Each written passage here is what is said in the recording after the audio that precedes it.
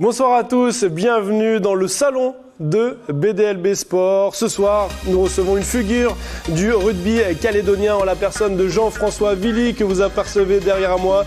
Et surtout, il est secrétaire général du comité de rugby de Nouvelle-Calédonie. C'est la Bible du rugby calédonien que nous avons ce soir sur le plateau. Et avant de le retrouver, regardez ce qu'on a au menu. Bottas, la 4e de sa carrière, et il va inscrire non pas 25. Avec un premier vainqueur inattendu, le Finlandais Bottas. On reviendra bien sûr sur le match de ce matin, le Classico PSG-OM avec un Di Maria en très grande forme. Et nos footballeurs calédoniens se déplacent à Fidji, ils seront notre fil rouge dans l'émission. Je vous l'ai dit, Jean-François Villy, au contact du rugby calédonien depuis de nombreuses années, fera le point avec nous sur ce rugby calédonien qui s'exporte de plus en plus à l'international. Et bien sûr, Prosper Poigou viendra en plateau avec sa nouvelle rubrique « Les cagous d'ailleurs ». On parlera forcément de rugby, comme vous le voyez, rugby à 7, rugby à 15. Et bien sûr, il nous présentera également les meilleures vidéos loufoques du week-end qu'il a dénichées sur le web. Allez, je vais accueillir mon invité.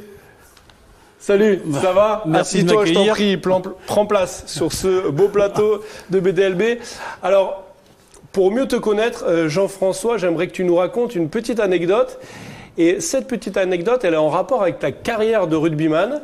Et ta carrière de rugbyman, c'est un trophée, un seul.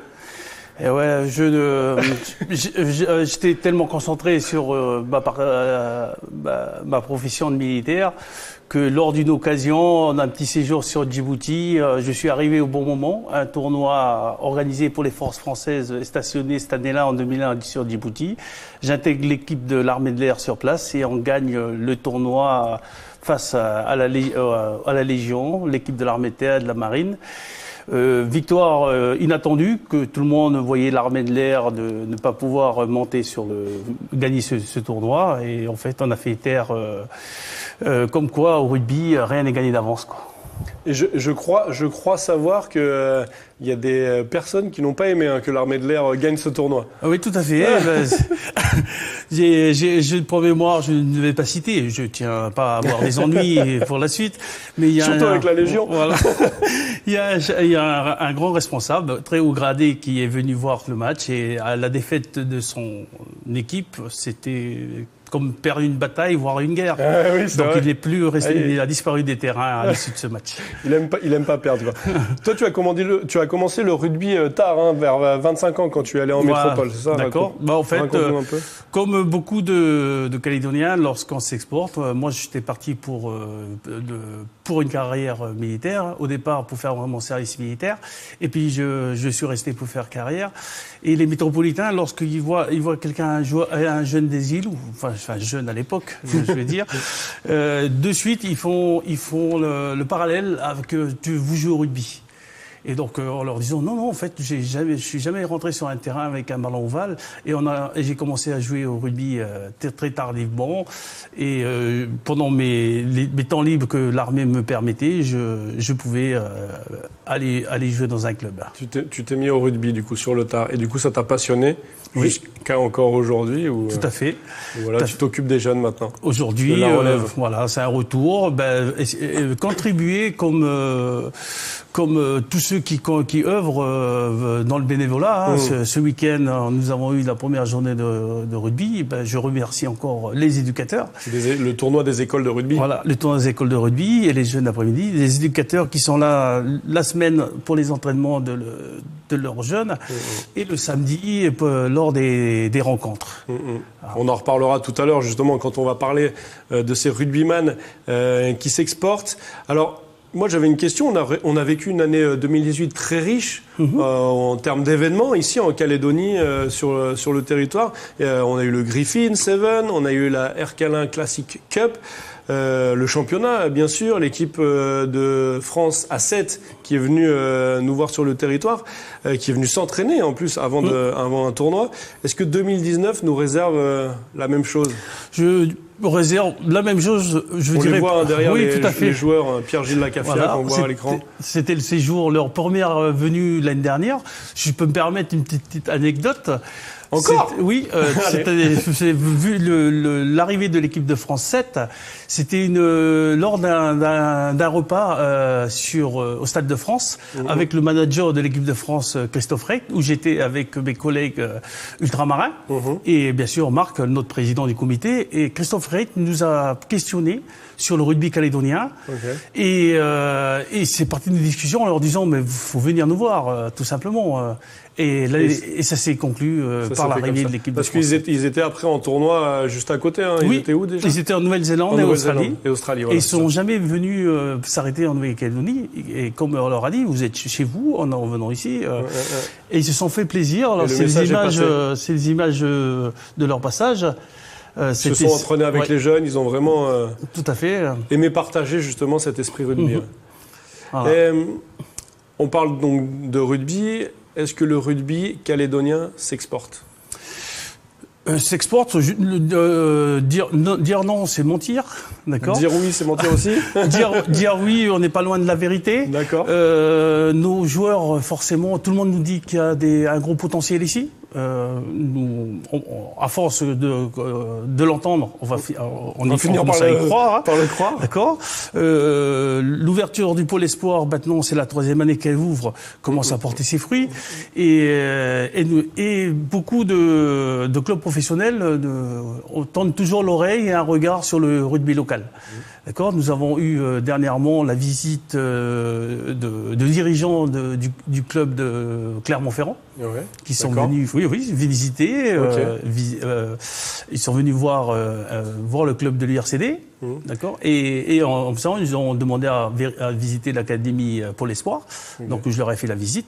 Mais beaucoup de clubs s'intéressent beaucoup au rugby. Est-ce que ça passe forcément par des contacts? Parce qu'on connaît ton frère, hein, Laurent, qui est passé par la métropole et qui a fait une très belle carrière. Qui a énormément de contacts, il y en a d'autres qui ont des contacts. Ça passe forcément par des contacts et ça passe forcément par le Clermont-Ferrand, vous avez le Falatea, qui joue à Clermont-Ferrand, qui a fait des entrées fracassantes en tant que pilier. Et nous avons un jeune Calédonien qui c'est sa 2e année qui est parti à Clermont-Ferrand. D'accord, c'est une décision des parents, jeune, il est parti à l'âge de 16 ans pour rejoindre Clermont-Ferrand et la famille, et qui s'intègre très bien. Et c'est pas étonnant de voir Clermont arriver, parce que je se dis, si lui, on a eu ce gamin-là, il y en a certainement d'autres, comme tous les clubs pro, aimeraient se rapprocher de la Calédonie. Mais ce qu'on met en place ici, c'est de manière bien structurée que nos jeunes ne partent pas sur l'appel d'un agent. C'est des promesses d'un agent que de préparer nos jeunes ici avant le saut, avant le grand saut, voir si le suivi, bien sûr le scolaire est suivi derrière, et que tout le monde ne réussit pas, et en cas d'échec qu'on sache ce qu'il devient et qu'il puisse revenir, bien sûr, s'il doit revenir, quoi. Alors du coup, ces Calédoniens rugbyman qui s'exportent, on va en parler. Et on va voir tout de suite une infographie que je vous propose de regarder. Alors tout d'abord, il y a Yolène Yengo, la Calédonienne qui est originaire de Marais, qui a connu sa 2e sélection en équipe de France de rugby à 15. C'était hier. Il y a Sébastien Vaimaima, qu'on ne présente plus. Il y a 3 joueurs de rugby à 7, Pierre-Gilles Lacafia, Nissé Yuyar et Sefo Siega.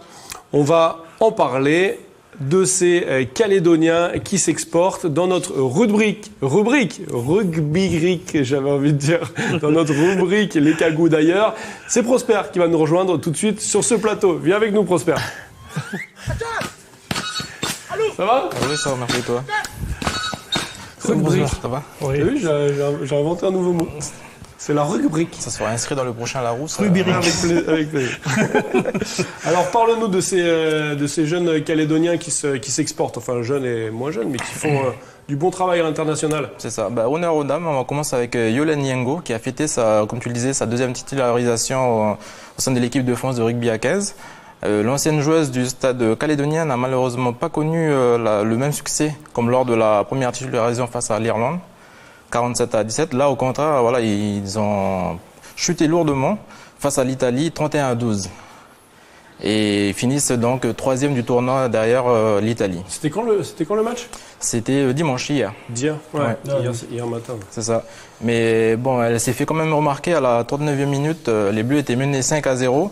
Et Yolène Niango, je ne sais pas si ça se dit comme au football, elle a fait une passe décisive. Et du coup, c'est ça. Une passe. Elle joue bien son rôle, elle fixe bien la défense, ça. de manière à faire la passe qu'il faut au bon moment, voilà, pour libérer de l'espace à Lélia qui ouais, il l'utilise beaucoup pour sa vitesse.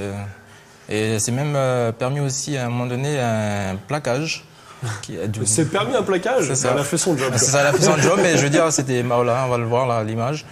Elle poursuit, elle lâche rien. Et voilà. C'est la numéro 13. Hein, c'est ça, c'est la numéro 13. Oui. Ouais. Ça me rappelle les plaquages des petites filles ce week-end. Ah oui. C'est ça. C'est le même type de plaquage. Elle est en défense, il n'y a rien à dire. Il n'y a pas grand-chose à dire.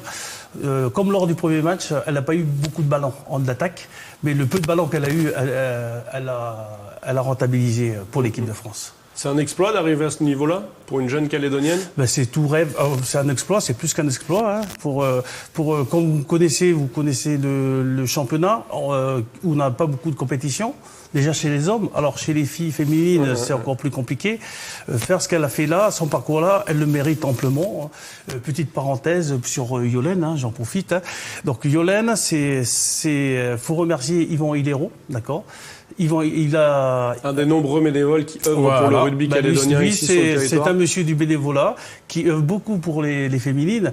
Et Yolène fait partie du groupe des filles des Jeux du Pacifique de 2011. D'accord, 7 ans. Yvan a passé 7 ans à les accompagner, que ce soit au niveau scolaire, faire leur suivi scolaire, aller les chercher dans les quartiers pour les emmener sur le terrain du rugby. Et là, je pense qu'il peut être fier de son travail et c'est surtout de sa disponibilité pour nos jeunes filles.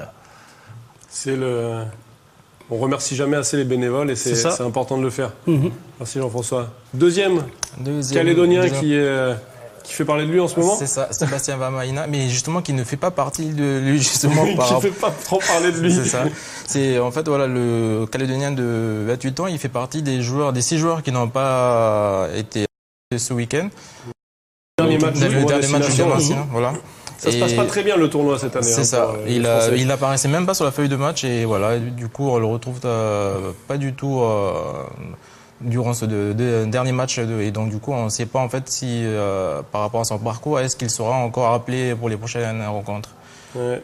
Oui. C'est vrai que Sébastien, il a fait il s'est imposé dans ce 15 de France et puis finalement, ce tournoi destination, c'est difficile, même pas sélectionné comme l'a dit Prosper dans le dernier match. Le dernier match, si vous pouvez avoir, ils ont fait pas mal de changements. Je pense que le sélectionneur, après c'est mon avis, Jacques Brunel a voulu faire tourner, voir d'autres joueurs. Sébastien, ça fait des années, il a fait les 5 premiers matchs. Hein. Ouais. Il a fait les 5 premiers matchs, donc j'espère qu'il sera dans le groupe final pour la Coupe du Monde. J'y crois, hein, parce du monde au Japon. Voilà, la Coupe du Monde au Japon, et il passe quand même comme l'un des tauliers aujourd'hui de l'équipe de France. Quoi. Ouais. L'équipe de France va mal, forcément, mais tout le monde critique l'équipe de France en ce moment. Moi, je suis plutôt du genre vrai supporter. Ouais. C'est que on est avec l'équipe, même si ça va mal, on est toujours derrière son équipe. La dernière Coupe du Monde, l'équipe de France n'était pas bien non plus avant la Coupe du Monde, et elle finit quand même, elle perd en finale à la dernière Coupe du Monde. Sait-on jamais. Voilà. Les cagous d'ailleurs, il y en a encore. C'est ça, on continue avec du rugby à 7. Pierre-Gilles Lacafia, 32 ans, et Sefo Siega, 28 ans, ancien joueur de l'URC d'Embea, sous contrat tous les deux avec la Fédération française de rugby à 7. Eux ont atteint la 2e place du tournoi de Vancouver la semaine dernière, et ils ont perdu face à l'Afrique du Sud, 21-12, mais voilà, ça reste malgré tout une belle performance parce qu'ils n'ont pas atteint ce stade depuis 6 ans. C'est ça. C'est ça, le rugby à 7 n'est pas populaire en métropole. C'est le rugby à 15 qui attire les médias, le rugby à 7. Si on pourra discuter avec quand même les entraîneurs et managers de l'équipe de France 7, C'est sûr que si on voulait les meilleurs du top 14 à 7, on aurait certainement une meilleure équipe que ça. Ouais. Mais finalement, le travail, leur persistance paye lorsqu'ils étaient de passage ici. On est forcément déçus des résultats, des derniers résultats qu'ils ont faits, surtout le tournoi de Las Vegas où ils passent vraiment à côté de leur tournoi. La dernière performance à Vancouver prouve que au rugby tout est possible et que coup de chapeau à Pierre-Gilles et Sefo, ils font un super tournoi et même les tournois d'avant, ils y sont quoi. Est-ce que c'est plus pardon du coup par rapport à Nizier Huizard. Nizier Huizard du coup on le voit. Oui, Nizier Huizard n'est pas sous contrat fédéral avec la FFR. C'est un joueur qui évolue avec son club de Mont-de-Marsan, de Pro D2. Et donc il est appelé et c'est le club qui décide de le lâcher ou pas. D'accord. Voilà, d'accord. C'est pas le même contrat. Voilà, comparé à nos deux autres joueurs qui ont un contrat avec l'équipe de France. C'est plus compliqué de faire les déplacements pour lui. Ouais. Donc c'est au choix du manager et bien sûr suivant la disponibilité que le club donne à l'équipe de France. Est-ce que pour des profils calédoniens, peut-être plus secs que d'autres profils, le rugby à 7 est un tremplin ou en tout cas c'est plus facile d'accéder au rugby à 7 qu'au rugby à 15 parce que le rugby à 7 c'est le même terrain que rugby à 15 mais ils sont 7 contre 7 alors que 15 c'est 15 contre 15 donc il y a plus d'espace donc ça court plus vite. Il y a plus de trous pour courir. Vous voyez, il faut des qualités athlétiques, de vitesse, de technique et surtout d'endurance. Le rugby à 7 est quand même plus violent physiquement et pour l'organisme que le rugby à 15. Plus endurant, il faut être plus endurant. Donc du coup, est-ce que ça convient mieux au profil calédonien ? Non, les deux conviennent. C'est pour ça que lorsqu'on parle de rugby, on parle de rugby. Il n'y a pas de rugby à 15, du rugby à 7.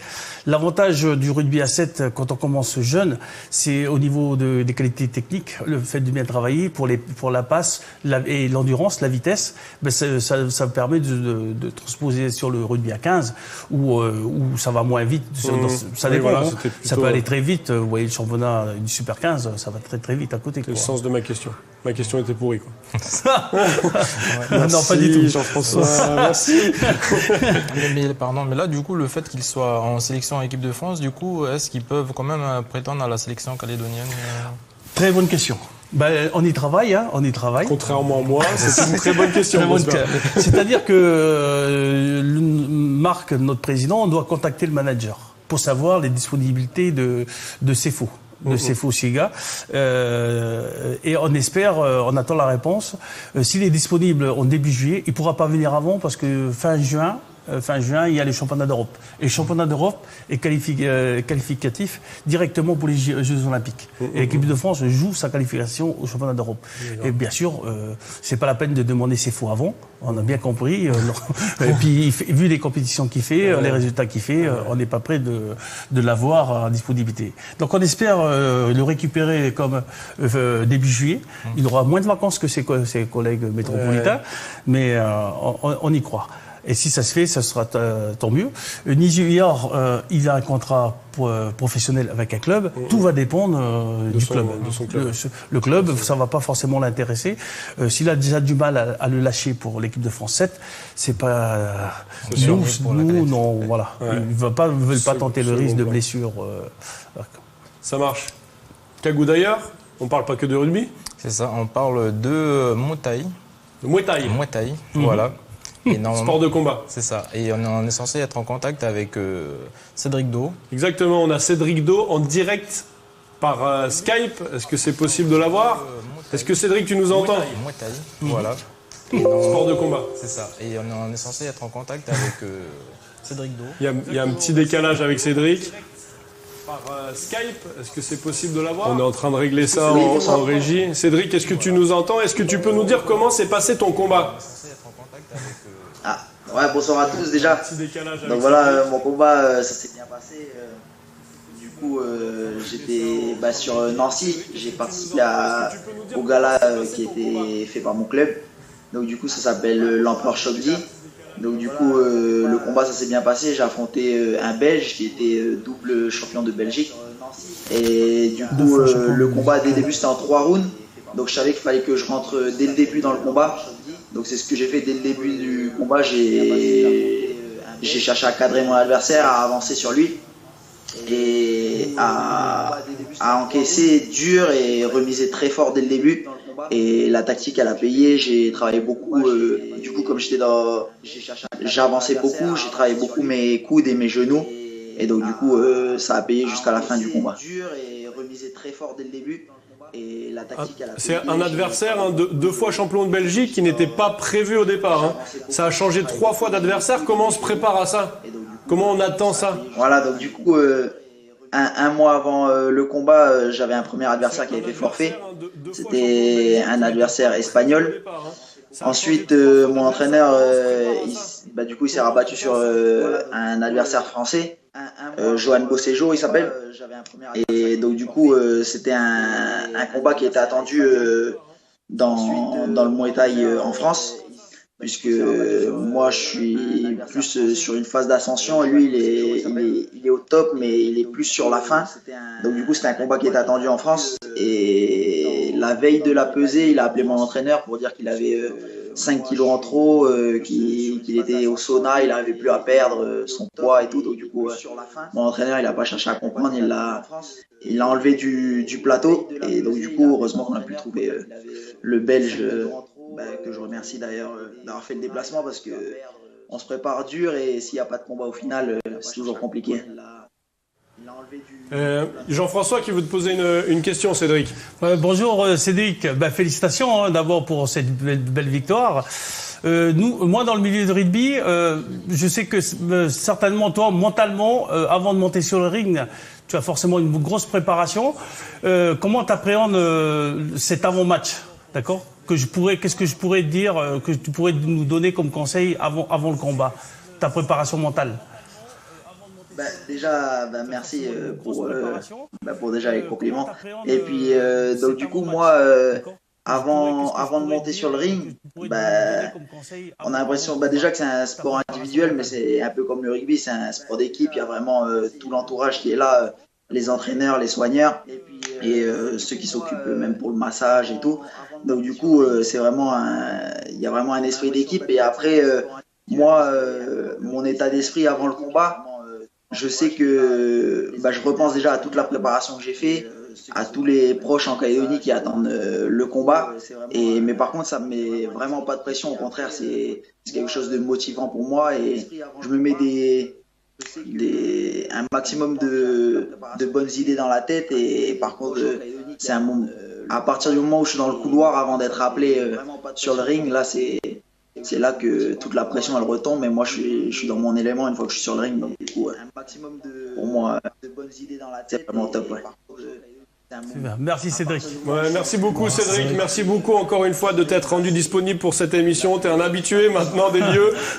La prochaine fois que tu viens en Calédonie, tu viens sur ce plateau. Hein. Ça marche, merci à vous en tout cas, merci à tout le monde pour le suivi et puis merci à tous les Calédoniens pour les messages. Rendu disponible pour cette émission. Merci de t'être relevé pour nous parce que je sais que t'as pas beaucoup dormi. Ça se voit pas sur ton visage en tout cas. Merci. Merci beaucoup Cédric. À tout le monde. Merci à tout le monde. Merci à toi Prosper également pour les nouvelles de nos cagous qui sont à l'international. On va passer maintenant aux news. Jingle.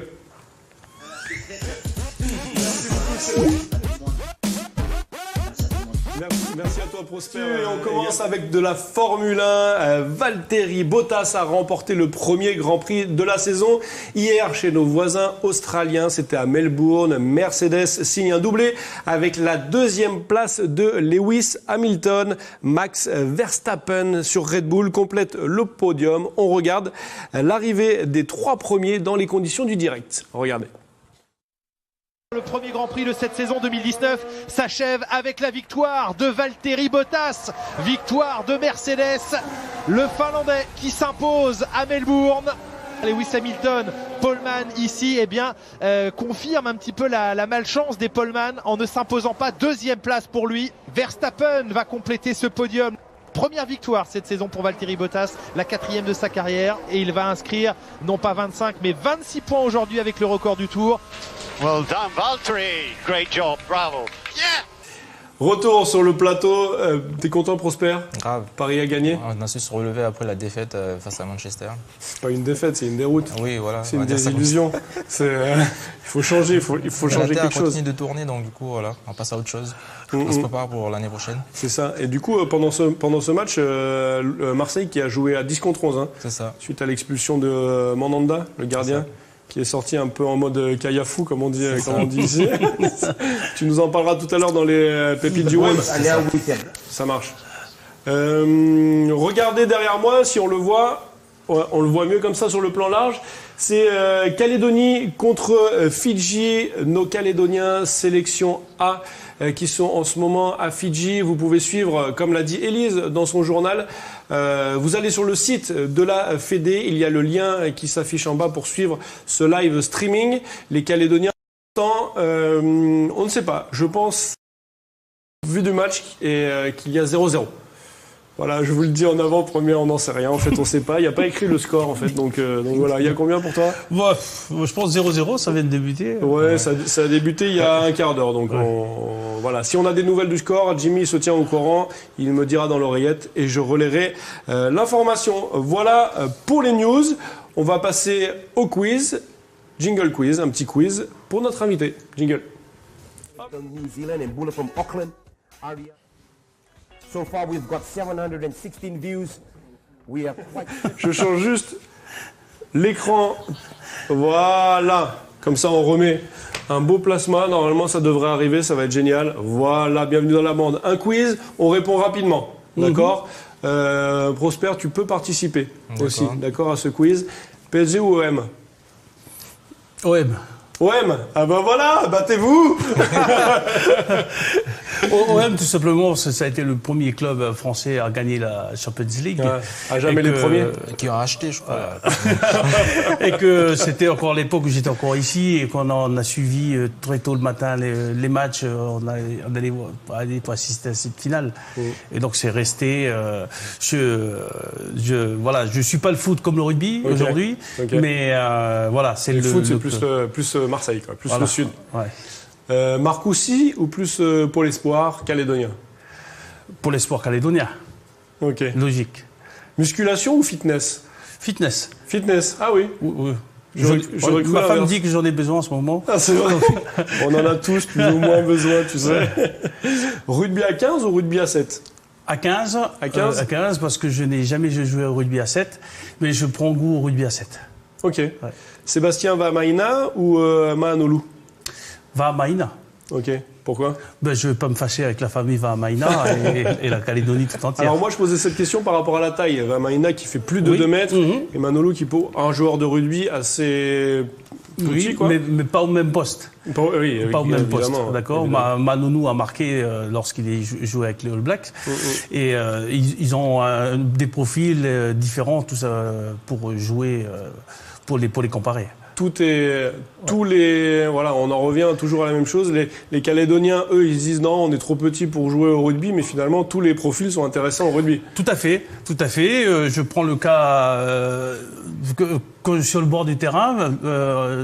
J'entraîne actuellement au CREC sur le terrain de Pentecôte, et ils avaient 3 terrains de foot, un terrain de rugby. Et quand je vois les jeunes venir regarder, ils regardent de loin, je vais les voir, vous voulez pas faire un essai?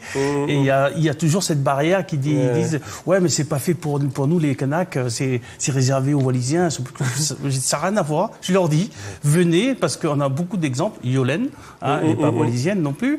D'accord, il y a beaucoup d'exemples. Et comme on en a parlé, le 15 du Pacifique qui est venu l'année dernière en tournée, il y avait 7 Mélanésiens de la Grande Terre et des îles titulaires de l'équipe du 15 Pacifique. Donc tout le monde a sa place et c'est un sport pour tout le monde. De toute façon, le rugby, le but, c'est pas de se faire attraper. Tout à fait. Du coup, il faut courir vite. Voilà, pour courir vite, il faut passer, faut être musclé. Il faut passer par la porte et on est dans le mur. Ah, voilà, c'est ça. Je continue mon petit quiz. Fidji ou Samoa? Fidji. 2 styles de jeu différents? C'est deux styles de... Le jeu fidjien à 7, c'est le meilleur, tout le monde en parle. tout le monde en parle. À 15 aussi, hein. Oui, champion du monde. À 15, ils sont en train de remonter en puissance. Ils avaient des soucis à 15 les dernières années, sauf qu'aujourd'hui, ils avaient des soucis sur la mêlée, le jeu de devant. Okay. Là, ils ont fait un grand pas en avant, là, et ils progressent. Je pense qu'à la Coupe du Monde, ce sera une équipe à suivre. Ok. AK ou Marseillaise? Pardon? AK ou Marseillaise? Les deux. Les deux? Les deux.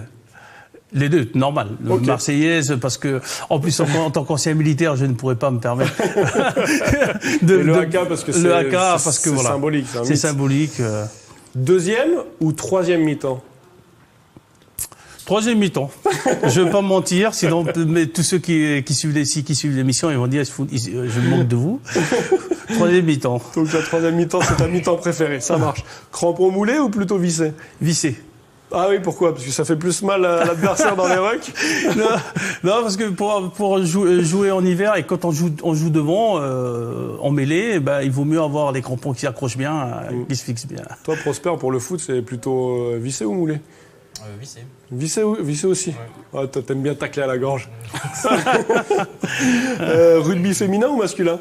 Les deux. Les deux? La deux. Et puis, en ce moment, on veut travailler sur le rugby féminin. Si je dis masculin, Yvan Hédéro, que j'ai cité avant, va m'attendre lorsque je vais descendre sur Nouméa. D'accord, qui œuvre beaucoup. Et le rugby féminin, personne n'en parle.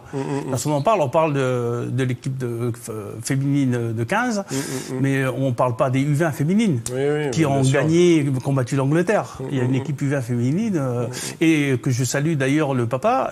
Il y a une footunienne dans l'équipe féminine. D'accord. Voilà. Et qu'on a vu lors du briefing l'année dernière. Elle a fait les briefings ici. Elle est partie faire ses études et maintenant elle est l'équipe de France. Parfait. Il y a du rugby de partout en fait. Tout à fait. Au final. Merci beaucoup à toi Jean-François. Et on va passer au web.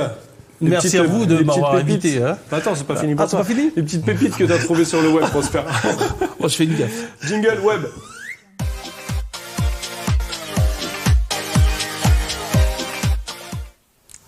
Oui, donc Adrien, tout à l'heure, tu nous as présenté le résumé du match entre le PSG et l'OM.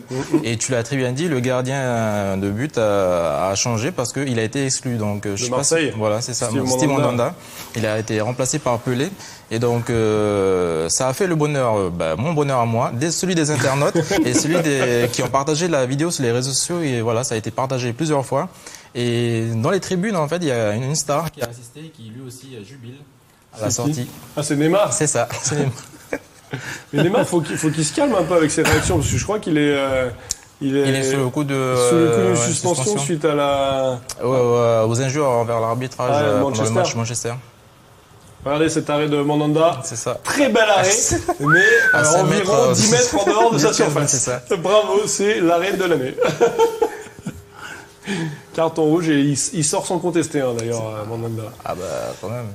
Il est à 15 mètres des c'est ça. Une deuxième petite pépite. Deuxième pépite, donc c'est du rugby. Je n'ai pas réussi à déterminer où ça se passe l'action. Mais en tout cas, voilà, l'essai il est juste magnifique. C'est comme au football, il y a une succession de passes et fin de corps et voilà, de la vitesse. Tout se ramène au football. C'est ça. Ah oui, ils partent de leur 22. De leur 22. Et voilà, succession de passes. Un peu comme le jeu du Barça. C'est ça. C'est une preuve qu'il n'y a quasiment pas de contact. C'est ça. Ouais. Mais surtout, il se trouve assez facilement sans se regarder. Ouais. À peine. Très joli, hein. C'était ce week-end, ça, du coup? C'est ça. Super.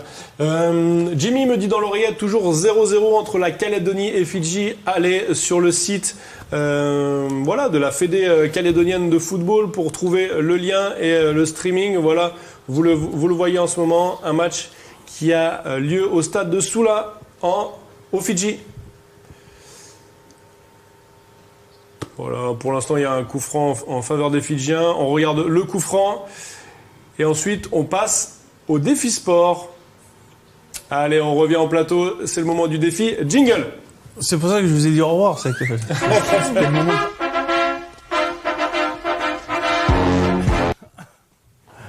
Hop, on va se mettre là, viens avec moi.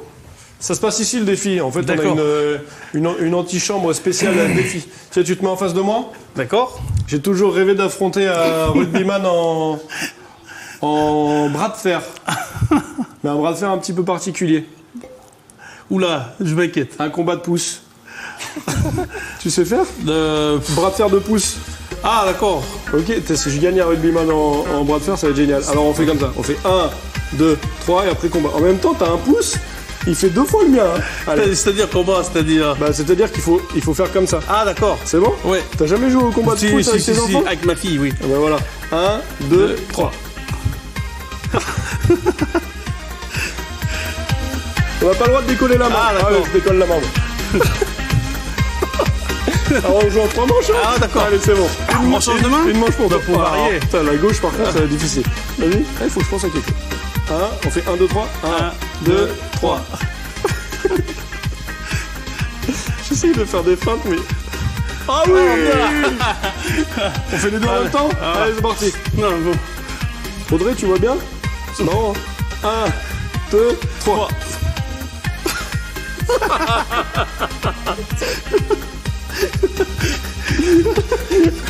Il m'a eu. Bravo. Merci beaucoup d'être venu jusqu'à nous. Merci beaucoup d'être monté C'est moi qui vous remercie. de Nouméa. Merci à toute la technique pour tout ce qui s'est passé dans cette émission, pour le Skype. C'était difficile, mais on y est arrivé. Merci beaucoup, Prosper, pour tes chroniques et voilà les nouvelles de nos cagous d'ailleurs. Bah oui, on vient de nous rejoindre, Prosper.